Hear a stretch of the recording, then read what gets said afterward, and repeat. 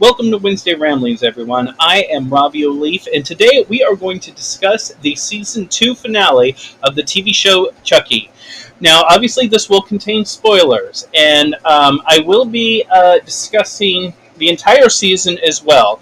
We're going to begin with a recap of the season. I'm going to recap what happened in episodes 1 through 7. Now, while I'm doing this, I'm going to do something I usually don't do. With Wednesday Ramblings, I usually don't follow a script. I'll check notes on things I want to talk about, but I'm kind of going just off the top of my head a lot as well. For the recap, I'm 100% going to be following a script, whereas once I have finished recapping episode 7, when I start talking about my feelings about episode 8, which I'm not going to recap, you can, it's brand new. It just came out last week, so you can still go back and watch that. I suggest you do that. I suggest it. Once I get to that, I'll no longer be following a script, and I will talk about things as I remember them. Now, obviously, since I am recapping the whole season, this does contain spoilers for the season, so be warned about that. So let's get to it. Episode 1 is called Halloween 2, and the episode begins with a flashback to what transpired in the Season 1 finale when Doll Tiffany kidnapped Andy, who had stolen the truck with all the living Chucky dolls in it. Andy was able to disarm Tiffany and then use her own gun to kill her, but this prompted all the Chucky dolls in the van to attack him. Andy then drove off a cliff, causing an explosion and leaving his fate and the fate of the 72 dolls uncertain. Jake and Devin are now both in foster care as their families are all dead. Jake's foster family are moving away with him and his foster brother Gary, who's like a little brother to him. Jake and Devin intend to continue to see each other regularly, but we jump ahead 6 months and we find out that isn't the case. They're still together, but they don't see each other in person very much. Jake tells Devin that he isn't going to be able to visit him on Halloween like they had planned. While they're talking on the phone, they get a call from Chucky, who shows them a video of himself tricking Caroline into letting him into her and Lexi's house. When the police show up at her house, Lexi checks her messages and learns that Chucky is still alive, but managed to escape before the police showed up. Caroline is in therapy with Dr. Mixter, who was formerly Bree's therapist. Despite Caroline's massive fear of dolls, which prompted her to get rid of all her own dolls, Dr. Mixter gives her a wedding bell doll to help her overcome her fear. At home, Lexi beats the hell out of Belle to verify that it's just a doll and it's not possessed by anything, and she then sends pictures of the doll to Jake and Devin, who discover that it's the same type of doll that was used in the film Bride of Chucky. Jake and Devin meet up with Lexi to plot how to handle the return of Chucky. As they're talking, Jake's foster brother Gary arrives carrying a Chucky doll who's armed with a bomb. Chucky holds Jake, Devin, Caroline, and Gary hostage while waiting on Lexi to come downstairs. When she does, Devin is able to disarm the distracted Chucky with his taser. Gary, believing everything happening is a game, picks up the bomb and runs off, only to stop in his tracks when he sees Caroline's Belle doll. This allows Chucky to catch up to him, triggering the bomb, killing both himself and Gary. Jake, Devin, and Lexi are saved from going into juvenile hell for Gary's death by Dr. Mixter, who instead arranges for them to be transferred to the School of the Incarnate Lord. When the kids arrive, they recognize it as the Burlington Home for Wayward Boys, which is where Charles Lee Ray lived when he was their age. Right after they're shown inside by the fanatical Sister Ruth, a Chucky-sized package arrives at the school. Alright, that completes episode 1. Real quick, before I go on, something I forgot to mention at the start of this is that there are a few storylines that I'm not going to mention in my recap because while they're important to the characters involved, they don't have a big impact on the overall story. So I'm going to skip through them. I may touch upon them as I am discussing my thoughts on the finale later on, but I'm going to skip certain things such as Lexi's drug use and her relationship with the bully, Trevor. So be aware that I'm leaving some stuff out that doesn't really matter in the long run of the overall season, I should say. So episode 2 is titled The Sinners Are Much More Fun. Tiffany wakes up and discovers that a dismembered Tiffany doll head is in her bed. She then wakes up Chucky, the one trapped in Nika's body, in order to question him about the doll, but Chucky just taunts her and vows he's going to kill her, as well as Lexi, Devin, and Jake. At Incarnate Lord, the kids meet Nadine, who becomes Lexi's roommate, as well as Father Bryce, who pairs Jake and Devin in a room together. Sister Ruth and a woman named Sister Elizabeth open the package that arrived earlier and discover that it's a Chucky doll, and Sister Ruth immediately believes that it's God. Later, Chucky scares Sister Elizabeth into having a heart attack and then takes a picture of her. Father Bryce catches Jake in his office with the Chucky doll and locks them in the room together. Chucky manages to take a picture of Jake and escape the room by climbing up the chimney. And then he makes his way to Lexi's room, where he takes pictures of her as well. As he's trying to escape, Lexi screams, which wakes up Nadine, and she sees the very living Chucky doll trying to escape.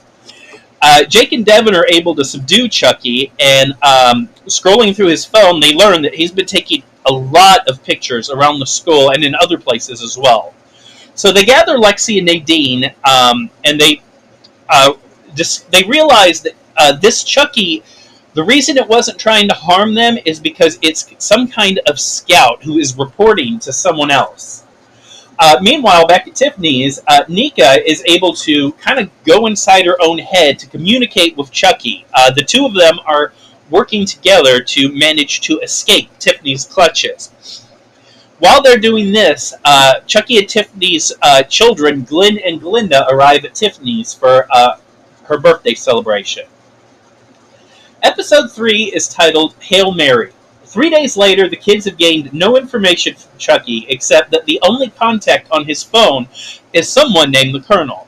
Sensing that Jake is still wrestling with his guilt over what happened to Gary, kindly Sister Catherine advises him that sometimes, in order to forgive yourself, you have to forgive those who've sinned against you. While discussing how their attempts to torture Chucky aren't gaining them any information, a throwaway line from Devin gives Jake the idea to try to brainwash Chucky. The brainwashing works, but it leaves Chucky amnesiac and very childlike.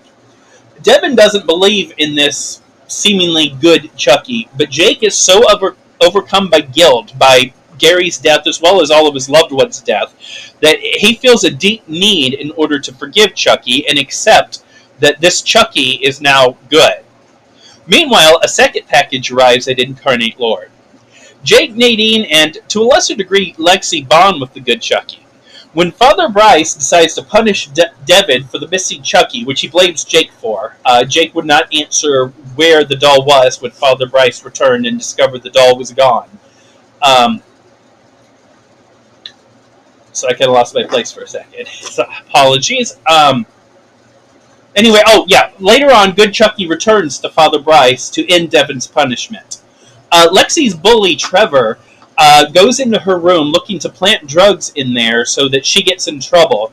And when he does so, he's murdered by the new Chucky that has arrived, who is so strong that he punches a hole through through Trevor's chest, basically ripping his heart out. The kids return to the room and find Trevor's body, and are then forced to hide the body when Sister Ruth begins an inspection. Meanwhile, back in Father Bryce's office, good Chucky is confronted by the Chucky that killed Trevor, who I'm going to refer to as Strong Chucky. He's got a ripped shirt, he appears more muscular, and he's much more strong than the average Chucky. So episode 4 is called Death on Denial, and this episode is completely removed from Incarnate Lord. Jake, Lexi, and Devin are nowhere to be found, as this episode focuses on Tiffany, Glenn, and Glinda. The twins begin to ask Tiffany about Nika Pierce, and Tiffany, who of course they think is Jennifer Tilly, pretends that Nika is just a stalker of hers that she doesn't communicate with anymore, but is the reason she's got so much security at her house. Glinda then begins to question Tiffany because Glinda and Glenn have both been having dreams in which I believe they set a woman on fire. And in the flashbacks, it's actually a scene from Seed of Chucky, I believe. And so they ask if they've ever harmed anyone when they were children. but Tiffany insists that they haven't. Glinda also mentions in the dream that there's a man encouraging her to kill the woman, and the man keeps referring to her as Shitface. Glenn tries to get into the room that Nika is locked in, but she's unable to, and she's stopped when Tiffany arrives. Tiffany is then shocked to learn that Glinda and Glenn invited many of Jennifer Tilly's friends over, as well as Jennifer's little sister, Meg. When the power goes off a short time later, the fake butler that Tiffany hired to prevent anyone from going into Nika's room is murdered, and Nika's room is now empty. When the guests discover the fake butler's body, Tiffany plays it off as a murder mystery party and begins questioning everyone. We then learn in a flashback that, first, before the flashback, we learn that Glenn is the one who freed Nika from the room, and that leads into the flashback from 3 months earlier, when Glenn and Glinda discovered Nika locked up in Tiffany's room. Tiffany had gotten so drunk that she passed out, and they picked the lock and found Nika in there. Nika explained to them that Tiffany had dismembered her and has been holding her hostage for the past year. They promised to help her escape, but Tiffany is starting to wake up, so they're not able to at the moment. So Glenn goes to distract Tiffany, and while they do that, Glinda accidentally cuts themselves with their knife. Seeing blood causes Nika to transform into Chucky, and Chucky recognizes Glinda and introduces himself as their father. Glinda, of course, doesn't believe him at first until Chucky refers to Glinda as Shitface. And Chucky then tells Glinda that he has a plan for taking care of Tiffany. So back in the present, Glenn is surprised when Nika makes reference to Chucky's father. Apparently, Glinda never told Glenn about their conversation with Chucky. So the power comes back on, and Glenn attempts to help Nika escape, but they find a dead body in the elevator, which is bloody, and it causes Chucky to regain control of Nika's body. Glinda then knocks Glenn out because they know that Glenn is not going to help Chucky kill Tiffany. So it's best if Glinda is unconscious and not able to interfere. So Glinda takes Chucky upstairs, and Nika/Chucky is now equipped with some mechanical hook arms. And so Chucky has a gun. He tries to shoot Tiffany, only to discover that the gun is now empty. Tiffany strikes Chucky, which causes his consciousness to revert away and Nika to come back. Nika is then able to free with Glinda, but Glenn stays behind to take care of Tiffany. Glenn is upset about how this is going to affect Tiffany. So Nika and Glinda then escape in a van that's driven by Kyle, who we find out for the first time survived the explosion from last season. Episode 5 is called Doll on Doll. Back in Incarnate Lore, Jake and Devin watch as the two Chuckies battle. Good Chucky actually manages to win by pinning strong Chucky against the wall with knives and then throwing a blade into his chest. Jake is thankful for Good Chucky, but Devin, even seeing Good Chucky kill this murderous Chucky, still believes there is no such thing as a good Chucky, and points out that he clearly has killer instincts based off his ability to kill another Chucky. Jake leaves the room, and Devin begins to take down the doll when he's found by Father Bryce, who assumes that Devin is the one who crucified the doll on the wall. Back at Tiffany's, Glenn confronts her about the fact she's a murderer, and also asks her who Tiffany is. But Jennifer won't tell Glenn anything until they tell Tiffany where Glinda and Kyle have fled to. Back at Incarnate Lord, Bryce shows the crucified Chucky to sisters Catherine and Ruth, as well as Dr. Mixter. Believing that, of course, that he was responsible for the crucified doll, they all but Sister Catherine agree that Devin crossed the line. Bryce wants to kick Devin out of Incarnate Lord, but Dr. Mixter talks him out of it. Bryce then orders Sister Ruth to get rid of the dead Chucky doll, which of course he thinks is just a doll. He doesn't know it's dead. Meg attempts to bond with Jennifer, sharing discussing things from their childhood. But of course, Tiffany has no memories of Jennifer Tilly's childhood, so she really can't contribute. She goes downstairs, and we learn that Jennifer Tilly is alive, and her soul is trapped in the Belle doll that Tiffany used to inhabit. So Tiffany lets slip that Meg is there and tells Jennifer that she needs information about the boys that Meg was talking about earlier. So back at Incarnate Lord, the kids look in the closet that they hid Trevor's body in, only to discover that it's been moved.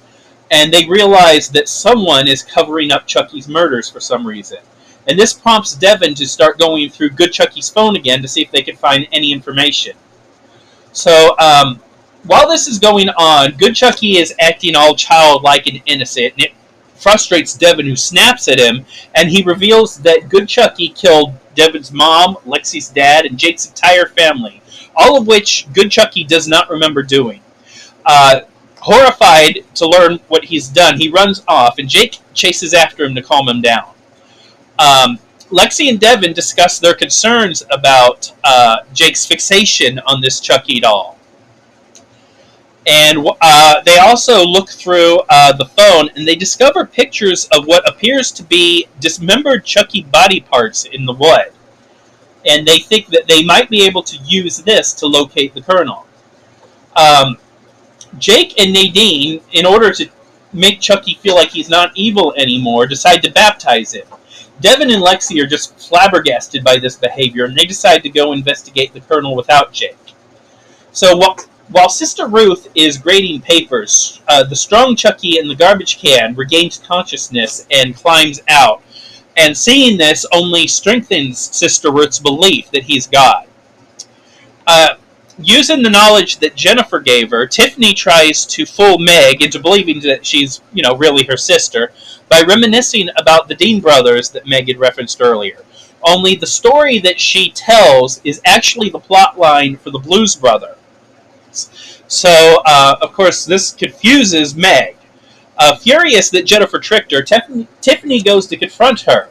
But when she goes downstairs, she's followed by Meg and Glenn, who are shocked to find that there is a living doll in the basement. Seeing her sister, the real Jennifer begs for Meg's help, which prompts Tiffany to panic and murder Meg right in front of Jennifer. After Jennifer refers to Tiffany by her real name, Tiffany finally confesses to Glenn that she's not Jennifer Tilly. She then gives Glenn the old Glenn doll that Glenn and Glenda were born in that housed their souls. She sets fire to the house and then flees the house along with Glenn, the old Glenda doll, and Jennifer. Over in the woods, Devin and Lexi follow all the dismembered body parts, and they discover a cabin. Inside the cabin are the bodies of Trevor as well as a priest that Strong Chucky had killed. They also realize that the Colonel is a bald version of Chucky who is a sadist and is keeping Andy Barkley alive, cutting off strips of his flesh and eating him. They also discover that Dr. Mixter is Chucky's accomplice. Episode 6, He is Risen, indeed, begins with a flashback. We see that Andy did survive the wreck from the season premiere, but he was immediately abducted by all the Chuckies who survived, which did include the Colonel. Mixter then tells the Colonel that Chucky Prime, the Chucky, what she calls the Chucky that resides in Nika, has managed to escape from Tiffany. She also says that Strong Chucky is dead, and she isn't sure where the scout is that was sent to Incarnate Lord. Mixter suggests that she just go ahead and kill the kids for the Colonel, but the Colonel wants the pleasure of doing it himself. Mixter then criticizes the Colonel's decision to kill so many Chuckies, which he does because he considers them inferior. But the Colonel says that he doesn't have to answer to her anymore because he's no longer a child and she's no longer his therapist. When he was a kid, after killing his mother, she is the therapist that he was sent to, so she's known him a very long time. The Colonel and Mixter leave to go to the school, which allows Devin and Lexi to go into the cabin to free Andy.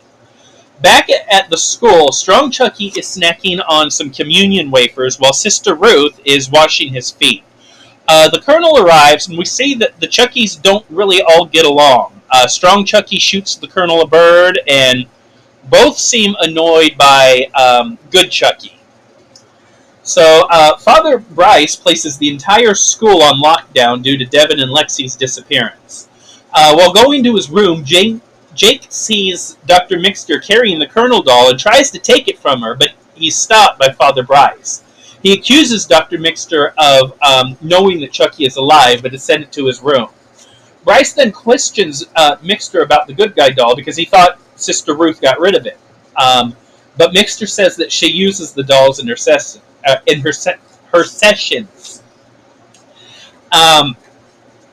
As Sister Catherine argues with Father Bryce about whether or not it's a good idea to be locking the children in the room, Devin and Lexi return along with Andy, who they claim is someone they met who needs help, so they brought him back to the school.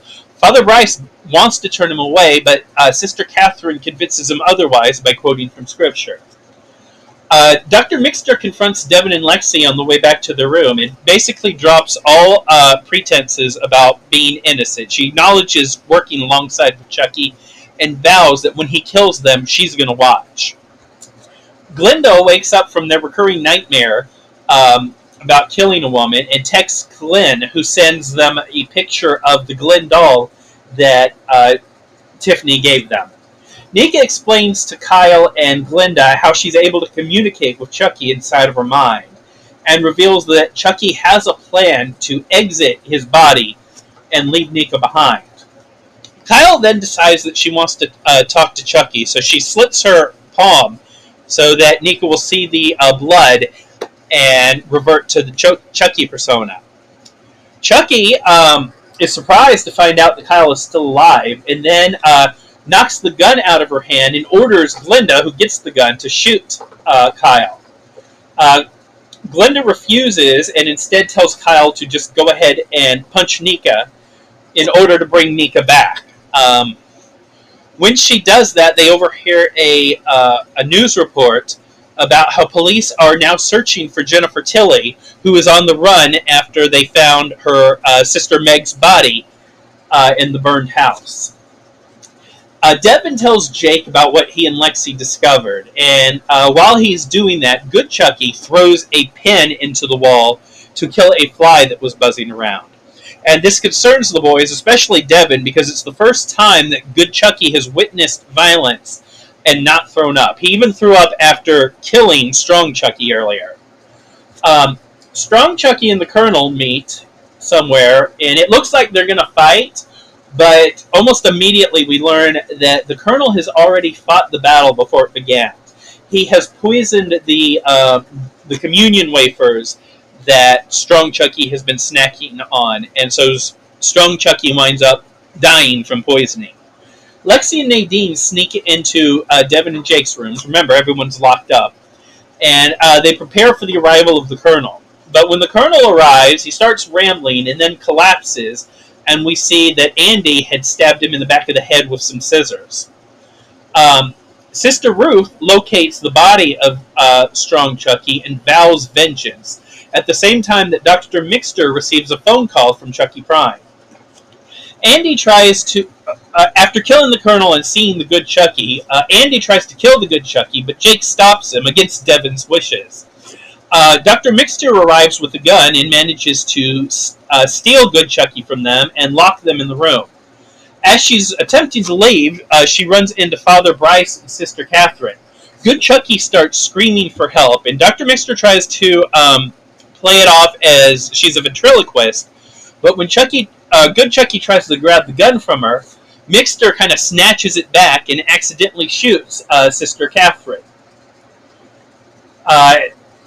This causes her to drop Good Chucky, and Bryce and Catherine both witness Good Chucky running off. Andy and the kids break out of the room, and as Andy fights with Dr. Mixter, Nadine chases Good Chucky up into the balcony, or whatever you call it, the tower overhead. And Good Chucky seemingly reverts to evil, throwing Nadine out of the window, killing her instantly. He then makes a comment about how defenestration is one of his favorite MOs, but when Jake arrives, all of a sudden it seems like he reverts back to Good Chucky and is horrified at what he's just did. The penultimate episode of the season is called Go Into the Chapel. The kids go downstairs with Good Chucky, but are stopped by Dr. Mixter, who's pointing a gun at him. She takes Good Chucky and kind of scolds him for crying because he's all upset at having murdered Nadine. Kyle arrives with a gun, and she explains to everyone that Nika is essentially being held hostage with Chucky inhabiting her body as well. And Kyle is determined to do everything she can to free Nika of Chucky. Dr. Mixter then references that they can exorcise the good guy doll, or they could exorcise Good Chucky's soul out of the good guy doll and put Chucky Prime into the vacated doll. So as they're preparing that, Glinda approaches Chucky, who mostly is no longer Good Chucky at all anymore. It seems like Good Chucky occasionally appears, but evil Chucky can arrive anytime he wants and takes over. Glinda demands answers from Chucky, but Chucky won't tell them anything unless they help him escape, which Glinda refuses. And when Glinda storms off, Chucky insists that no matter how Glinda feels, they're still his kid and they're still a killer just like him. Meanwhile, Tiffany has decided she is not going to go back to prison, so she is going to switch her soul back into the Belle doll and put Jennifer Tilly's soul back into Jennifer Tilly's body. As Glenn distracts Tiffany, Glenn notices that Jennifer, remember, in the doll body, is trying to get rid of or to free herself from the ropes tying her up. Glenn distracts Tiffany, and Jennifer is able to get free and run out, but runs right into a bus, and her body is obliterated, just like David's was in Bride of Chucky. This horrifies Tiffany because with that body now completely destroyed, she no longer has access to a Belle doll. Back at Incarnate Lord, Father Bryce begins the exorcism of Chucky, and Chucky just taunts everyone for a while. At some point, Chucky seems to lose consciousness, and when Bryce gets near him, Chucky bites him, causing him to bleed. And seeing blood causes Nika to revert into Chucky. The Chucky doll asks Chucky Prime for help, but Chucky Prime refuses because he wants the good Chucky's body. So Kyle punches Nika back, and Kyle punches Chucky, which causes him to become Nika again, and Nika suggests that they blindfold her so that she won't be able to see any blood if anything else happens. So the exorcism continues, and eventually the ropes binding Chucky just magically release themselves, and Chucky floats up into the air. And he hovers there for a while before crashing back down into the body. On the table he was on. But instead of his soul being expelled like they hope, somehow he has managed to get his soul into Father Bryce's body. Father Bryce attempts to resist Chucky being in his body, but Chucky is able to cause Father Bryce's body to just completely explode, killing both himself and Father Bryce. So with the doll's body now empty of a soul, Nika begins the process of casting a voodoo spell to put Chucky's soul into the doll.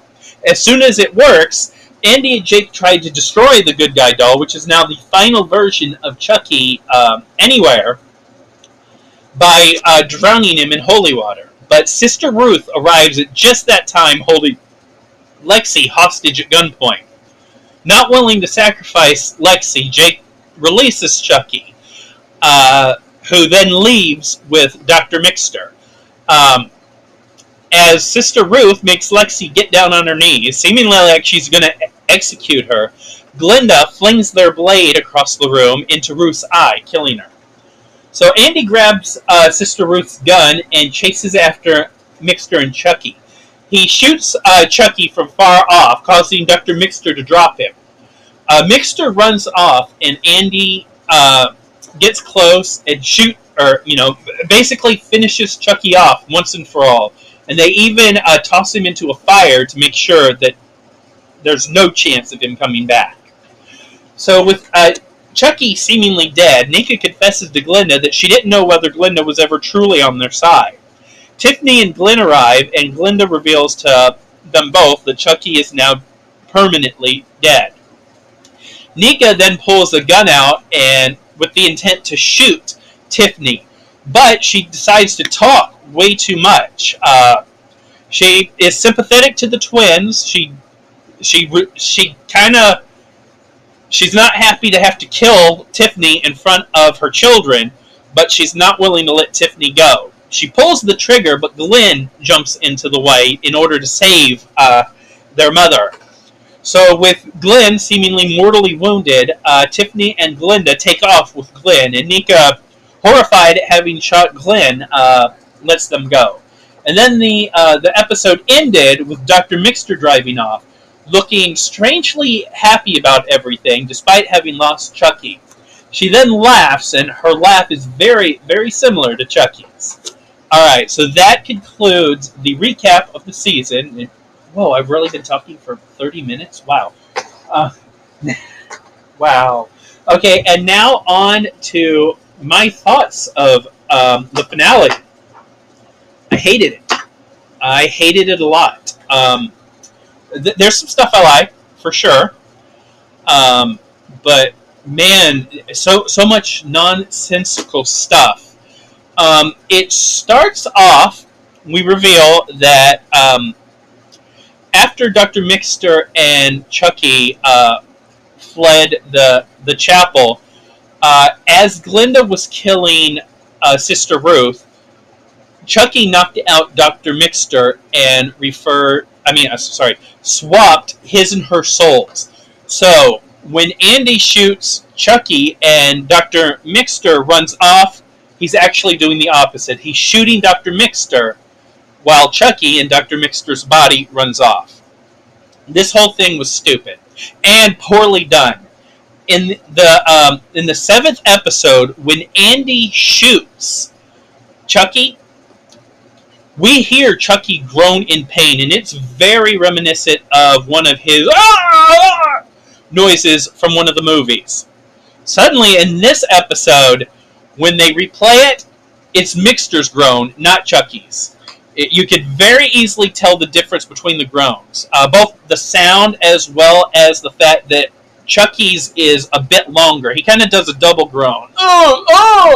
Whereas Mixter's is just a single And I hate this. I hate that they recorded a false grunt in the previous episode.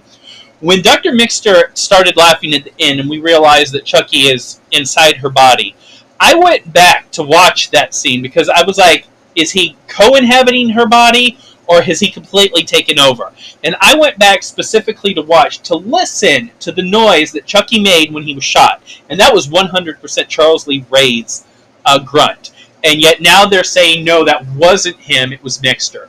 Hate it. That's actual garbage storytelling. Most of what I didn't like about the season, I wouldn't classify, but that was cheap. You're lying to the audience. I hate that. And that, even if I liked everything else, I think I would be so disappointed in that horrible storytelling that it would just overwhelm my feelings about the episode. But there's also a lot of stuff I didn't like about the episode. For one, it makes absolutely no sense for Chucky to have knocked Dr. Mixter out like that and switch places with her. Dr. Mixter is a loyal ally. Unlike Tiffany, you can actually count on her. And she's competent. She is a great ally. I was a huge fan of her performance. And I hate the fact that she is seemingly gone permanently. By knocking her out, you actually slowed yourself down. You both could have escaped in order to... you both could have just continued running and escaped. There's no way they could have caught up with you. How do I know this? Because it took a little time for you to actually perform the voodoo spell. It's not like he just knocks her out and boom, it's instantaneously. He has to then perform the Ade Dewey Dimbala spell, which, strangely, there's a bunch of lightning effects in that scene, but when it shows Glinda killing Sister Ruth, there's no lightning going on. There is no clue that a voodoo spell is happening there, yet you can see it in the hallway as it's happening. Stupid. Another thing I hated is that all throughout the season they've been teasing that Chucky is running out of bodies. The Colonel's been killing them. And in this one, Chucky is basically just getting rid of his bodies for no reason. There was no reason to go through all this. Especially seeing as we find out that there is another body. Despite the fact Dr. Mixter has referred to there only being one body for Chucky Prime to jump into, she has a body at her freaking either apartment or her office or whatever, locked in a safe. Like, what? That's stupid. Why on earth did they go through the hassle of removing good Chucky, who was now essentially reverted back to evil? Why were they removing him from the picture and exorcising him when Chucky Prime already had a vessel to jump into? And a vessel that didn't involve him getting involved with the kids and Andy so that they couldn't interfere. This was nonsense storytelling. And then you also find out there's another body as well. Granted, it does have a soul in it, but... so just stupid. Why are they wasting Chucky bodies? I get it with the Colonel. He's a weirdo who views certain Chuckies as weak. He's a sadist. I get it. But the rest... Why are normal Chuckies killing off multiple Chuckies? Why did they go through the hassle last season of splitting his soul into 72 bodies just to turn around and throw those bodies away? None of this makes sense. Other things that don't make sense. Why did the Chuckies put up with the Colonel? I get it. He's a sadist. And in a lot of situations, a lot of people won't fight back against their abusers. They'll just take it over and over. But this is Charles Lee Ray we're talking about. Why are these multiple Chuckies working for this asshole who's killing them? Why don't they stop him? They're Chucky. They don't have any moral problems with killing, and yet they don't gang up and kill the Colonel? On top of that, it makes no sense how certain things happen. Like, Strong Chucky doesn't like the Colonel, but showed up at the school working for the Colonel. This didn't make sense. Why is all of a sudden he flipping the Colonel off when the Colonel arrives? Why did the two of them suddenly gather to fight? And on top of that, how on earth did the Colonel know that Strong Chucky eats communion wafers? We only saw Strong Chucky do that once, and that was before the Colonel even arrived at the school. None of it made sense. So, other things that went on in the episode. This is not something that I would call crappy storytelling. It's just what I personally am not a fan of this, but that's just because I really like Glenn and Glenda. I know it's Lachlan, is it Monroe, I think their name is. I really like their performance, especially as Glenda. Glenn is bland as hell, but I liked Glenda. And sadly, in this episode, we find out that Glenn is not going to recover from the gunshot wound. So Glenda and Tiffany decide to transfer Glenn and Glenda's souls into the old Glenn doll before Glenn passes away. Because if Glenn dies, Glenda will die. So that was kind of spoiled in the beginning. If you pay attention to the names at the bottom of the screen, it did show Billy Boyd's name. So I knew that 100% for sure they were going back into the doll. Obviously, I expected that. My thought after Nika shot Glenn was that Glenn would die and Glenda would be overcome with grief and possess the old doll in order to go on a killing spree.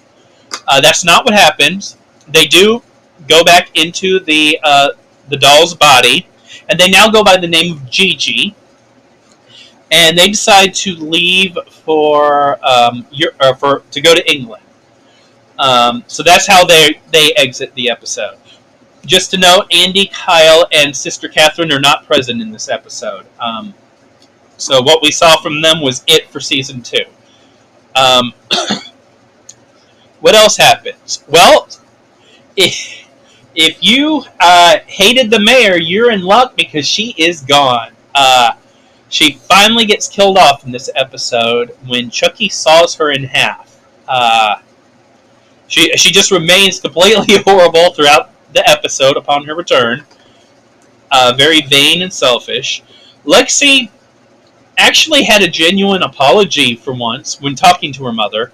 Most of the time she apologizes. She's just saying the words and there's no emotion behind them.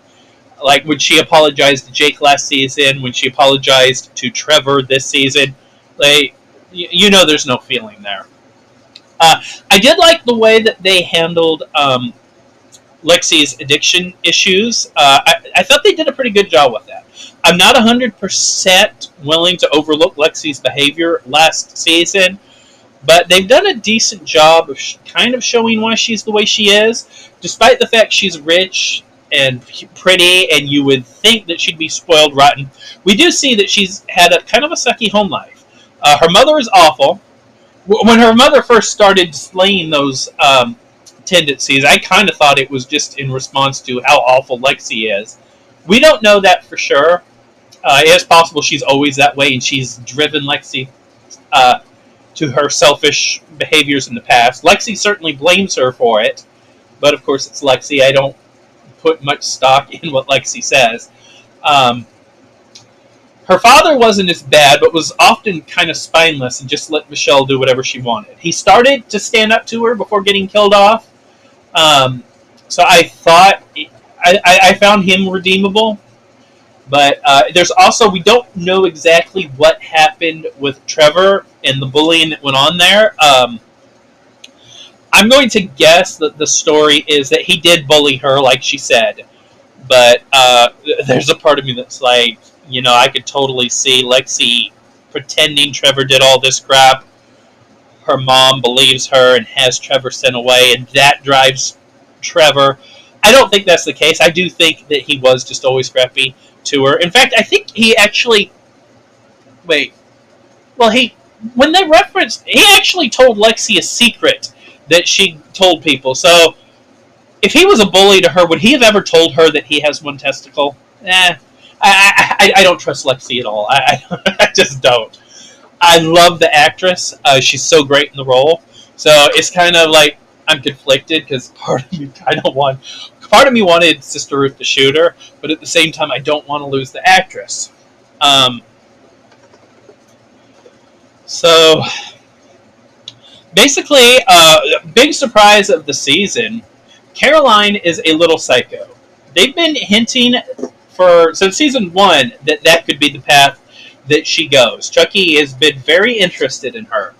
And at the end of towards the end of this episode, we find out that Caroline has been pretending to be scared of Chucky for quite some time. We don't know how long, but apparently Chucky long ago told her that the Crosses are not her real family and that he and Tiffany are. I'm unsure if that's supposed to be the truth or not. The way this show handles things, it's hard to say. Lexi does tell Caroline that she is her sister, but she never says that Caroline isn't adopted. But if that's the case, that makes no sense. Like, Jennifer Tilly has been super obsessed with Glenn and Glenda their whole lives. I find it hard to believe that she would have given a child up for adoption. So I think Chucky is lying to Caroline.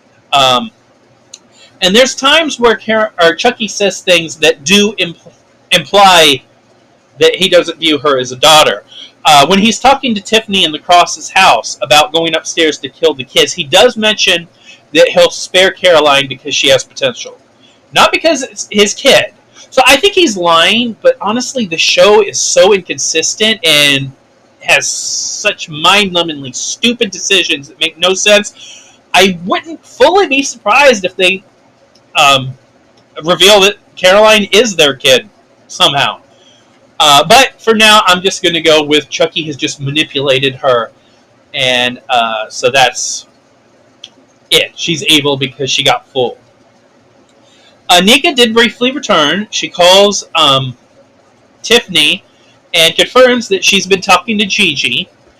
She apologizes to Tiffany for her part in forcing Glenn and Glenda to go into the Gigi doll, but insists that nothing is changed between her and Tiffany. She still fully intends to torture and kill her. Um, so Tiffany decides to transfer her soul into the Belle doll that Caroline has had all these months. And she tries the spell, and it doesn't work. And the reason it doesn't work is because there's already a soul in the Belle doll. We find out that the Belle doll is not a Belle doll. It is Chucky, who has made himself up to look like Belle. And Caroline smiles as Chucky approaches Tiffany, seemingly to kill her. The season ends teasing that maybe Tiffany is at long last dead. A few other things that happened, some of which I liked. I liked the flashbacks with Dr. Mixter. I think it's a horrible idea that they killed her. I'm hoping somehow she'll return in the future. She did have a comment the previous episode, that she believes in eternal life and has and knows its true source. So I'm hoping that even though she was working with Chucky all this time, I'm hoping that she somehow has transferred an aspect of her soul somewhere. Because why would you fully trust Chucky? But we did see some flashbacks to her counseling Chucky. We got to see kid and teen Chuckies. They returned briefly, and we saw how they were being counseled by Dr. Mixter. We find out she's the one who kind of gave Chucky the idea for how to get the kids to kill last season. Remember his wanting to get one of them to kill so that he can inhabit multiple bodies, which for some reason he decided to destroy this season. I don't know. But she's the one who told him to traumatize the kids. So she was a great character, and I hope she comes back. I think that about covers it. Off the top of my head, I can't think of much more. I'm still just... I'm so frustrated with the horrible decisions that Chucky had. He's supposed to be so smart, and yet he wastes time knocking Dr. Mixter out for absolutely no reason. Why does a villain get rid of an awesome ally, a competent ally that he's never had before? I mean, he's left her alive all this time. She's proven her worth, and he kills her for no reason. Despite the fact by knocking her out and switching souls, Andy very easily could have killed both of them. When, if he hadn't knocked her out, Andy never would have caught up to him. Just flat out stupid.